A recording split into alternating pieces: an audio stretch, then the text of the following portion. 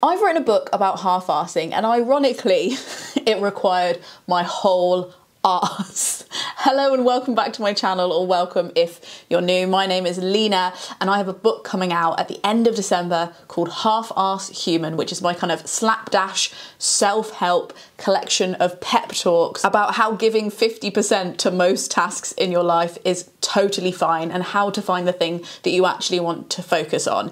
Now, I know a lot of you are new here, so I thought I'd just tell you a little bit more about the book with a little Q&A. And for those of you who already know about the book or, shock horror, have pre-ordered, since we've only got about 2 months until it's actually real and in the shops, I thought I'd give you an extra little insight into what has been going on behind the scenes to make this absolutely mad project happen. So grab a cup of tea, appropriately matched with your clothes if possible, and we'll get to it. So these questions have all been sent in by my patrons, which is what I call the Gumption Club, the people who tip me for all these videos to make sure they keep happening and we're not interrupted by an annoying sponsor. Hate that. So thank you to them, not only for making these videos possible and free for everyone, but also for sending in all these questions. Very bloody nice of you, and I'm going to try and answer as many as possible. The first question comes from Angle Ram, and they ask, do you have a target audience or demographic in mind when writing? So for those of you who have been around for the 14 years I've been uploading to this channel, you might know that I really defend the genre of self-help. I think it is sidelined in a lot of bookshops,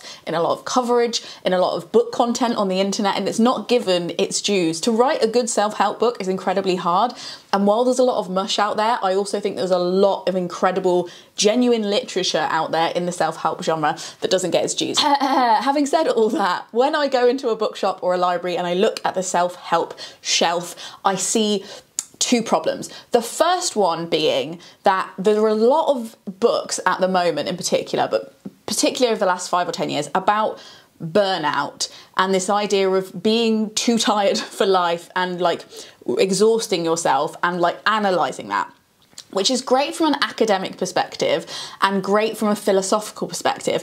But I've picked up several of these and I've always felt like they're not actually written for people who are experiencing burnout, which sounds mad, and that's because it is mad.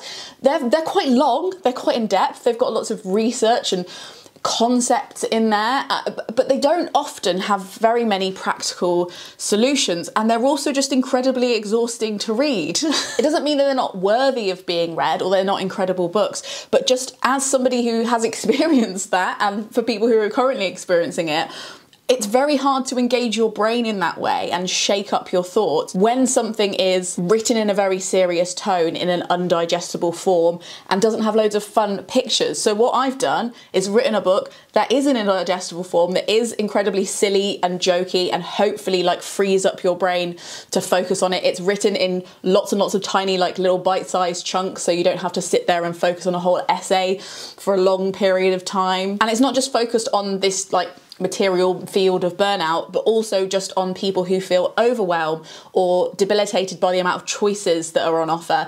Either if you're like a perfectionist who's just trying to get everything right and do everything for everyone all of the time, or you're somebody who's already not being perfect at it and not struggling to even kind of start projects and start improving your life because it feels so overwhelming to choose something and to really like invest in one thing. So you get decision paralysis and you're like, I'm just not going to do any of it. So that's one problem that I wanted to tackle with the book. I'm not saying that this is like the self-help book to end all self-help books, but more that I feel like format-wise, I've thought very carefully about what could go better when it comes to actually thinking about the people who are buying and picking up the books. The second problem, I think, is with a lot of that shelf, not all of it, but some of it, is that it doesn't feel like it is written for this decade. This decade in particular, I think we've become more and more aware of the external forces that might affect our personal goals and how absolutely bonkers it is for us to not acknowledge the climate, economy, culture and external factors that can get in the way of your hashtag goal setting, hashtag vision boards. The fact that a lot of these books and this advice doesn't even mention like what can happen in the economy, or the fact that we're in the middle of a climate crisis, and the fact that like maybe the reason that you're not being able to do your personal goals or even form them in your brain might be informed by the fact that all those other things are happening around you. Like the absence of that is really loud, and I don't get it. So I wanted to write something light-hearted but very realistic about how to feel at home in your body, in your house, in your life, with your friends, in your career, when there are so many hostile forces making you feel like that isn't possible, and recognizing that, not just being like, well, if you just try harder to love yourself or hop on an impossible housing market in an incredibly expensive city, then you will be able to achieve your dreams. This is hopefully a book that won't lie to you about that kind of thing, and helps you to recognize where you're at and how brilliant you can be in the place that the world and the universe has placed you in. What was even the question at this point? Yes, what is my target demographic? It's for people who are too exhausted to read all the other books on these topics. The people that might not have like a huge Goodreads list of like 50 books they read in a year, and just want one to pick up and to stir some thoughts and have a little pep talk and unpack and shake out their pockets of like their assumptions about themselves and the world, and just try and get some direction, some kind of energy to face parts of their to-do list and feel liberated enough to cross off their to-do list that they assumed should have been on there but actually doesn't need to be. It's also for people who want to think about their own personal development but can't bear to do it without the context of the climate and the economy and all of those other things. So if that sounds like you, then I think you will like the book. And that doesn't come at any age. But there is another question from Sasha, who says, if you could give a last version of yourself this book, what age would you pick? And I honestly can't pick an age universally for other people, because I think that this kind of crisis can happen at any time in your life. That feeling of complete overwhelm and lack of direction and not knowing what's the most effective thing that you can do with your life to make yourself feel comfortable and happy, but also something that might impact the rest of the world, even in the smallest way. Like that can happen at any point in your life, and sometimes multiple times in your life. It's definitely happened multiple times in mine. But if I'm talking about me specifically, I would say specifically the age of 26, which was when really my personal goals and like my realization about what the hell was happening with everything else really came into a little moment of like, I'm too tired to think about any of this, and my brain has stopped functioning the way it used to because I'm so burnt out, I don't know what to do. I would have loved to send it to my 26-year-old self, but that could be your 46-year-old self, your 16-year-old self, your 32-year-old self. I don't know. I think age as a concept, meltdowns are for everyone. Hannah has asked, any killed darlings you want to share with us? So there's a famous piece of writing advice, which I think is Stephen King, correct me if I'm wrong, that says like kill your darlings. Like while you're writing a piece of work, like you must be able to consider deleting the things that you hold most dear about your writing, and the paragraphs that you defend and the lines that you're like, I can't take that out for the sake of the book. You must if you need to, and you have to kill your darlings. And I'm glad you asked that, Hannah, because I just opened what I call the graveyard folder of my book, which holds many different versions of the book, but also a special file which is just all of the paragraphs and like chapters and stuff that I deleted from the first version of the book, only the first version of the book. And I'll tell you for why. The word count on that, just for the stuff that I deleted, is 17,699 words. It's kind of excruciating, so I spent a lot of time writing those words, but they must go. They have to go. You had to kill the darlings. It's totally fine. Originally, this book was going to be, I have a little outline here, 18 chapters, and so many chapters just either got combined into one chapter, or I just looked at them and was like, can't be asked, or that I didn't have like enough to say on a topic, or I didn't think it was as important as one of the chapters that did make it into the book. So I mean, the stuff like half-arsed fangirl around like caring about your celebrities and like what art you choose to consume, half-arsed heaven, which is going to be about how we feel about our spirituality, or maybe it was going to be called half-arsed heathen, about like whether we should care about spirituality if we're not embedded in a religion, and how to de-radicalize yourself from religion, which I was like, this is quite a huge topic that I have a lot to say on, but also honestly not much expertise. And also I just feel like trying to do a small chapter on this in a very light-hearted book sounds like an affliction on the audience, and two, just like however I did it, I'd be taking a very, very serious subject, like, and doing it like no service at all, too lightly. So stuff like that. Half-arsed heirloom, which was kind of maybe going to be about reproducing and being child-free, or the choice to have children, but also like what we inherit from our parents and stuff. And again, it just became like such a big topic. I was like, I think we need to streamline this and keep the chapters that I've kept in are honestly the ones that I think are like the building blocks of my idea, my manifesto of being a half-arser. And there are obviously so many more chapters I could write, but those are the ones I chose, and that's just some examples of some of the chapters that got axed. Charlesworth asks, as you had previous experience working in the publishing world, have there been any unexpected or surprising differences being on the other side of publishing? So for those of you who don't know, I worked in publishing, or like the book industry, from like being a bookseller to being a publicity director and stuff like that. I've been doing that for like 9 years, and I left in 2020 and I've been doing this ever since. Wild? Agreed. Anyway, it does mean that I know quite a bit about publishing. I know a lot of people in publishing, so it's definitely informed my choices. And somebody else, Lorena, asked, did working in publishing give you any pre-knowledge that was useful in the process? And like, they've heard newbie authors talk about being exploited early on, and did like my knowledge help inform that? Kind of like totally, but also not at all. In that, like, you know, with any, whatever industry you might be an expert in or work in, or even if you're just in the education system, you don't know everything about how that beast works. And however many departments you move through, being in a different role means you see a different side to things, and there's always so much you don't know. Like, I kind of went into the process being like, I've worked in publishing, so don't worry guys, I understand everything you're saying.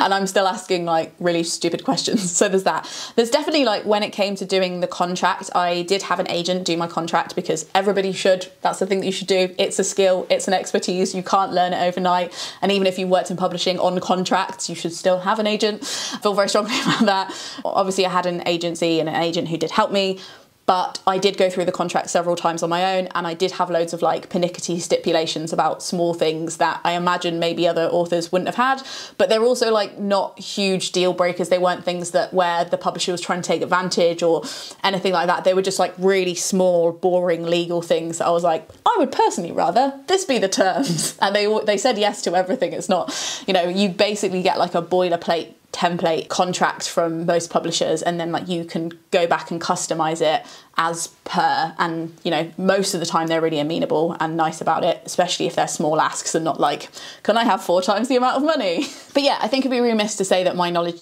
doesn't help in the process, and I think maybe the most important part of it is like the realistic expectations about how much time any book can get and how many books are published in the UK every year. Like, I think we publish the most books per capita in the UK than any other freaking country, which is amazing. And also, like, that's when authors are like, oh, there's no chance to get published. I'm like, if you live in the UK, it's the most chance you're going to have to get published like ever. Like, that is an absolutely abnormal amount of books to publish every year. I think it's like 180,000 every year. Sometimes it's more. Just take a moment. So every publisher is dealing with an incredibly large number of authors, and I know that, and a lot of authors maybe haven't been shown or told that. So I think with that in mind, like my expectations like are, you know, I see it as a project I'm doing with the publisher, and I'm as like responsible for promoting it as they are, and it's not, and like no coverage or anything is a given, which is why I absolutely spat my tea out and nearly fell off my chair when I opened the biggest industry magazine for publishing that I used to read when I worked in Waterstones in the staff room on my lunch breaks. When I opened the bookseller and saw this week, I actually cannot handle it. I don't know how this happened. I can't tell you how absolutely weird this is, especially because they don't even usually put authors on the cover. Like, it's not just that they have a different author on the cover every year. Like, in my mind, don't tell me otherwise, in my mind, this never happens. So this is insane, and this is something that like I am really, really incredibly grateful for, and I don't know why. But I wasn't warned that I'd be on the cover either. I had no idea, so that's cool. It is an interview with me on the inside, but anyway, this is the kind of thing that I would never expect, and it's made even better considering how much I know about the publishing industry and like how many books there are out there. So this is a magazine that kind of goes out to booksellers and anybody in the publishing industry. It's like on every coffee table within the industry. It's kind of, you can buy it in shops, but it's definitely like industry facing, not consumer facing. But that's cool, and it's exciting because it means that my ego has been stroked. But also, more importantly, that like the ideas in the book people are getting and the journalists are getting, and they're like, yeah, we do need a self-help book like this. We do need a self-help book that mentions the climate more than once.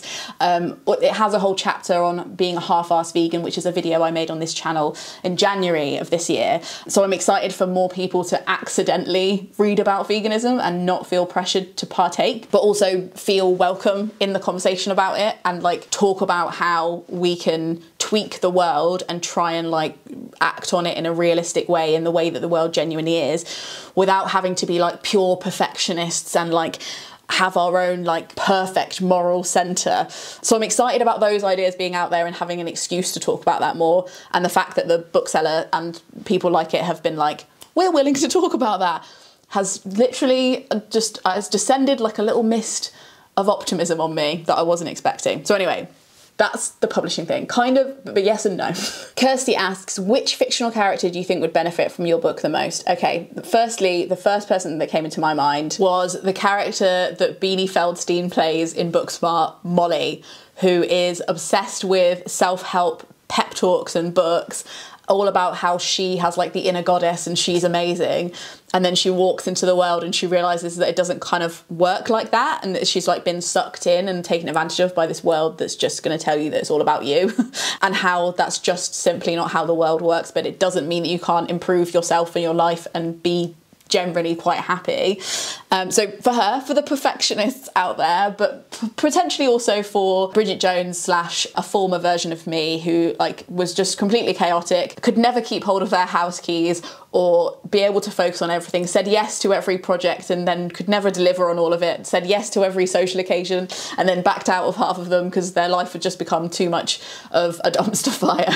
So both of those people is kind of like the procrastinators and the perfectionists, the two sides of the scale, of which I have been and I'm often still both. Lorena asks, how much control did you have over the cover?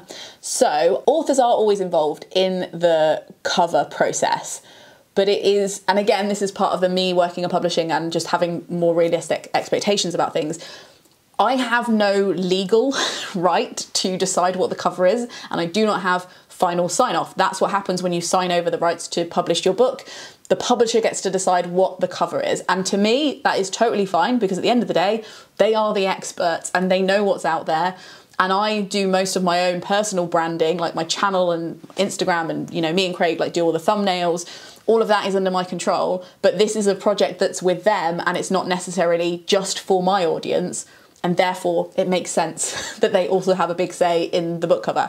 However, for most publishers, including mine, they did involve me very early on in the process. I sent actually all of these covers to them that were like, I love these covers. I think they have like the kind of right vibe. They don't have to be the same colours or fonts or anything, but I just think like this is the kind of person that I want this book to be for and to be attracted to this book.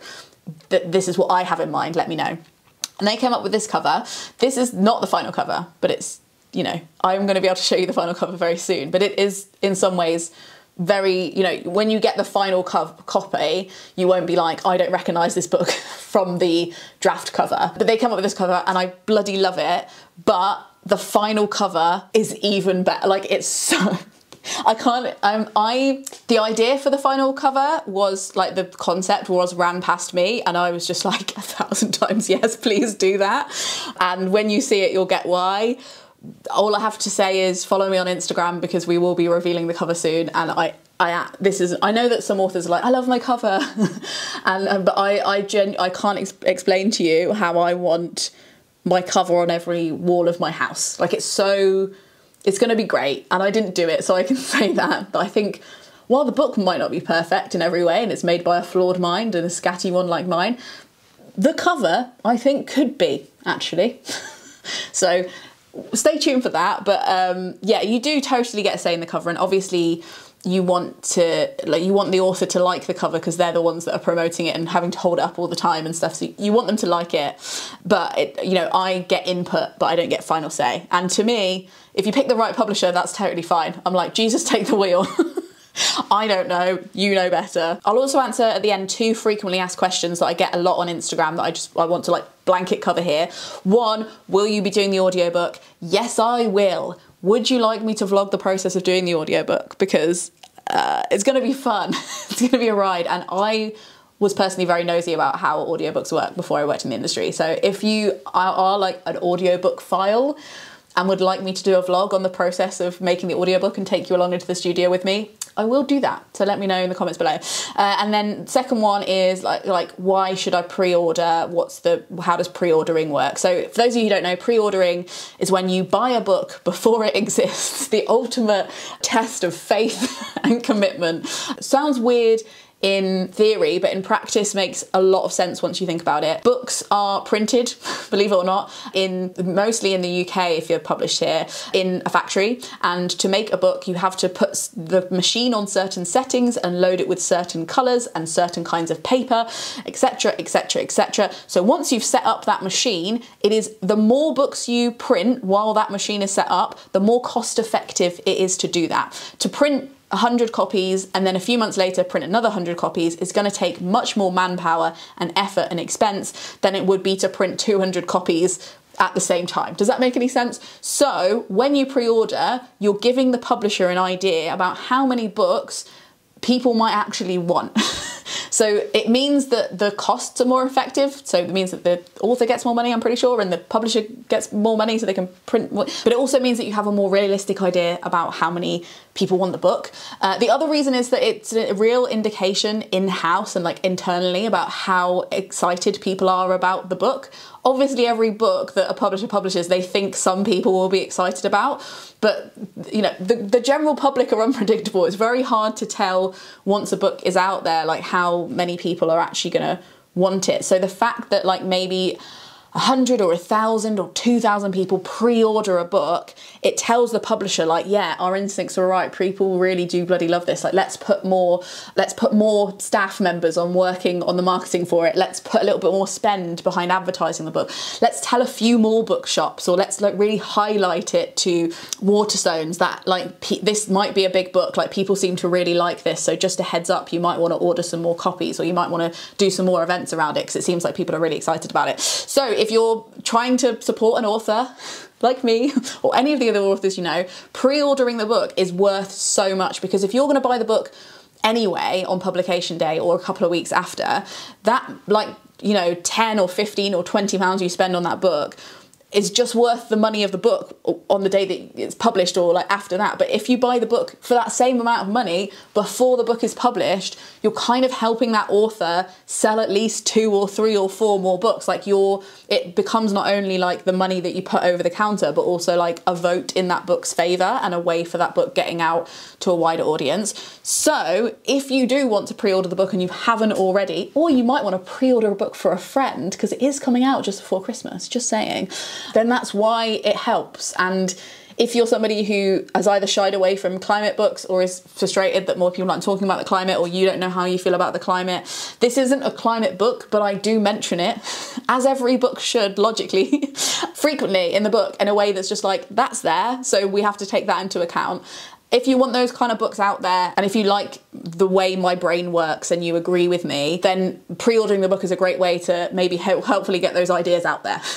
And also just, realistically in a like me dreams way, if you want to give me a gift for Christmas, pre-ordering the book and keeping it for yourself or giving it to a friend is a gift to me. And I think sometimes I get people saying like, oh, I don't know how to thank you for this video, or I don't know how to, and I'm like, you don't need to thank me, I'm giving it away for free, I've already done the deed, like you just go and do with that gift what you will. But if you do want to, like pre-ordering the book, buy yourself a gift.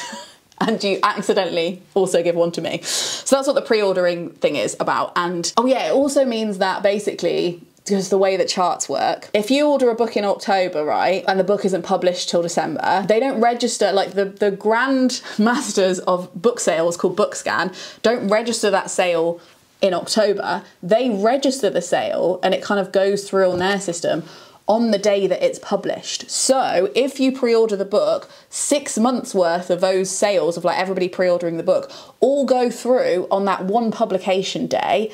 And it makes your book soar in the charts because it looks like everybody has ran to the bookshops at 8 AM on the day and queued up outside and bought the book. And it's a way that all books, even you look at a chart and you say, oh, it sold 40,000 copies in its first week. It probably didn't sell 40,000 copies in the first week. It probably sold 40,000 copies in the 6 months leading up to the book's release.